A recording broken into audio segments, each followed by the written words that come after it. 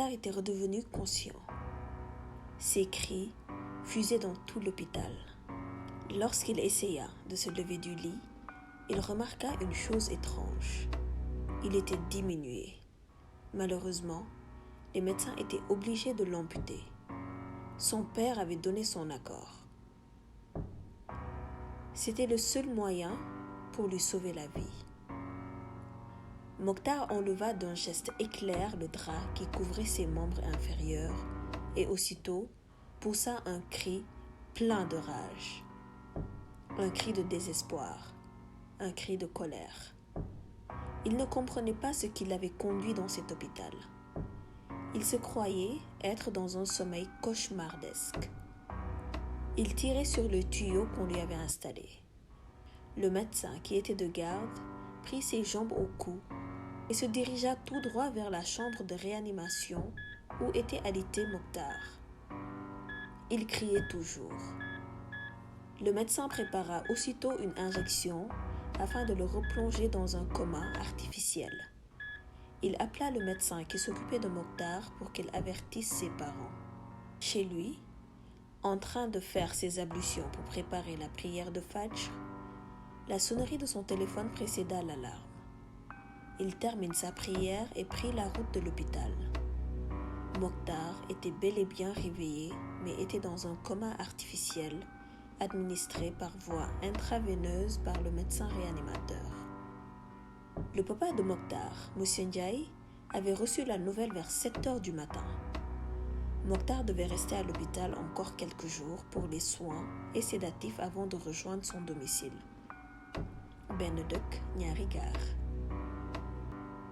Il aurait besoin d'un accompagnement psychologique et médical à la fois.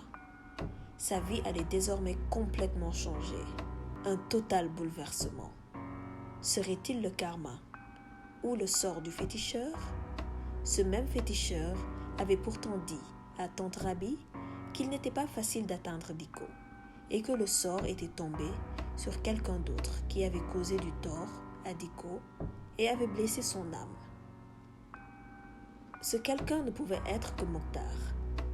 Il est le seul avec qui Diko avait un lien fort et bien sûr, ce n'est nul autre que leur fils Suleiman. Les frères de Diko et ses proches parents se portaient très bien jusque-là. Mes chers, Kondal, def lu baax rek moo am solo. Kese, képp, donc. 10 heures à Paris et 8 heures au Sénégal, précisément au village de Malik Antoine, non loin de la ville de Thiès. Bonjour, votre correspondant est indisponible, il vous recontactera après écoute de votre message. Pour cela, n'oubliez pas de laisser vos coordonnées. Après le bip, c'est à vous. Moussa appelait directement sur le téléphone de Diko qui restait injoignable.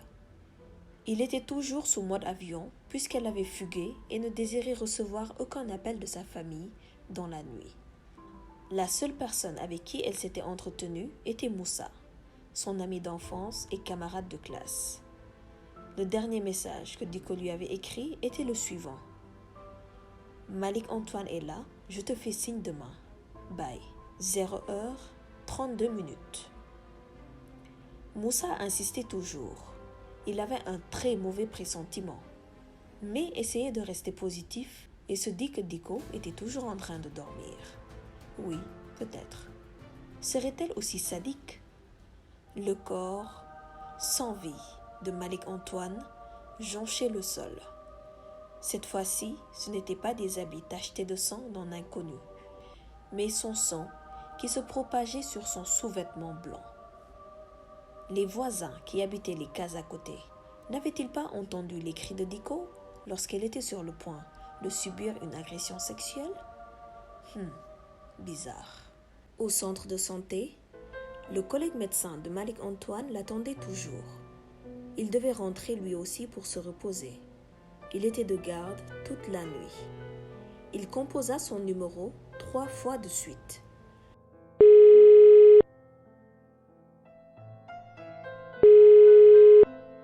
Personne au bout du fil. Son collègue commençait à s'inquiéter. il appela une infirmière et lui dit qu'il va s'absenter un moment et de l'appeler s'il y a urgence. Arrivé chez Malik Antoine, il trouva la porte grandement ouverte. Ce village était très calme et paisible. On n'entendait personne autour, à part les piaillements des oiseaux. D'habitude, ils sont très sociables les villageois, mais cette fois-ci, il faisait un calme plat. C'était le choc. Il n'en croyait pas ses yeux. C'était sûrement un cauchemar. Il vérifia le pouls, comme Malik Antoine l'avait fait lors de l'accident de Mokhtar et ses amis. C'était la fin. Il poussa un cri tellement fort qu'un paysan qui revenait des champs l'entendit. Il essayait d'orienter ses oreilles pour voir d'où provenaient ces cris. Non! Non! Je ne saurais vous dire combien de fois il l'avait dit. Le collègue sortit alerter les voisins. Personne ne répondait. Il prit son téléphone et appela la police et une ambulance. La petite ambulance dont il disposait au niveau du centre était tombée en panne. Misère de misère. Pendant ce temps, le paysan avait, lui, peur de se rendre sur les lieux. Il se cachait derrière un arbre et observait la scène. Le collègue médecin de Malik Antoine, qui tapait dans toutes les cases, le téléphone à la main, faisant les 100 pas en attendant les secours, et la police, à savoir la brigade criminelle. Arrivés sur les lieux, ils constatèrent le décès de Malik Antoine. Aïdal de Yamsibopu Borom. Le malheur n'arrive jamais seul. Ils ont alors recueilli des objets qu'ils ont mis dans des sachets blancs en plastique qui serviront plus tard pour les enquêtes. Il y avait parmi ces objets le téléphone de Malik Antoine qu'ils ont trouvé bloqué sous l'oreiller qui était sur le canapé où il avait décidé de dormir cette fameuse nuit.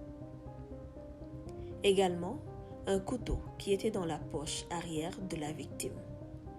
Les tessons de verre et le verre qui avait servi à poignarder la victime aussi ont été recueillis.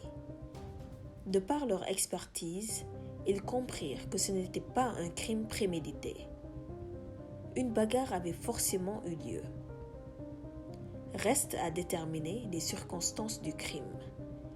Ils avaient aussi remarqué un chargeur de téléphone branché sur la prise de la chambre. Pourquoi le téléphone de Malik Antoine était précisément là-bas, alors que la batterie était presque à plat? Qu'est-ce qui l'empêchait de charger son téléphone dans la nuit? Quelque chose leur disait qu'il n'avait pas dormi dans la chambre.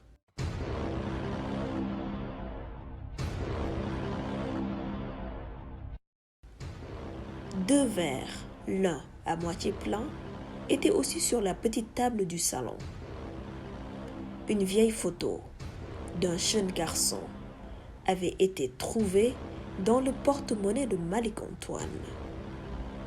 Les pistes étaient déjà claires, du moins, presque. Où Diko pouvait bien se trouver? Où se cachait-elle?